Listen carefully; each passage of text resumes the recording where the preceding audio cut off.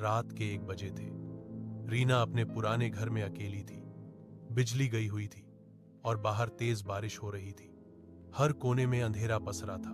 वो अपने कमरे में मोमबत्ती की लौ के सहारे किताब पढ़ने की कोशिश कर रही थी। तभी हवा का एक झोंका आया और मोमबत्ती बुझ गई। रीना ने टॉर्च जलाने की कोशिश की, पर वो भी बंद पड़ी थी। अब केवल खिड़की से आती बिजली की चमक ही कमरे को रोशन कर रही थी। अचानक उसने देखा आईने में कोई परछाई हिल रही है। वो पीछे मुड़ी, लेकिन वहां कोई नहीं था। फिर उसने आईने की तरफ देखा।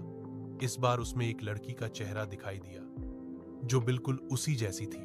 वो लड़की मुस्कुरा रही थी, लेकिन रीना का चेहरा डर से सफेद हो गया। आईने वाली रीना ने कहा, मैं वो हूं जो इस घर में पहले रहती थी।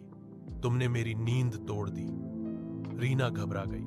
उसने दरवाजा खोलने की कोशिश की, पर दरवाजा जाम था। आईना कांपने लगा और उसमें से ठंडी हवा बाहर निकलने लगी। फर्श पर पुराने खून के निशान दिखाई देने लगे। वो चीखने लगी, कौन हो तुम? आईने से आवाज आई, हर 100 साल में ये घर एक नई आत्मा लेता है। अब तुम्हारी बारी है। अचानक आईने से वही लड़की बाहर निकल आई। उसकी आंखें लाल थीं और बाल खुले हुए। वो धीरे धीरे रीना की ओर बढ़ी।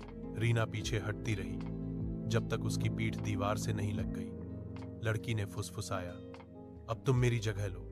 और अगले ही पल आईने में सिर्फ रीना का प्रतिबिंब रह गया, लेकिन अब वो मुस्कुरा रही थी। सुबह जब पड़ोसी आए, घर का दरवाजा खुला था, लेकिन अंदर कोई नहीं था। बस एक पुराना आईना दीवार पर लटका था और उसमें रीना का चेहरा अब भी मुस्कुरा रहा था। लोग कहते हैं, अगर कोई उस आईने में देखे तो कभी कभी रीना की हंसी अब भी सुनाई देती है।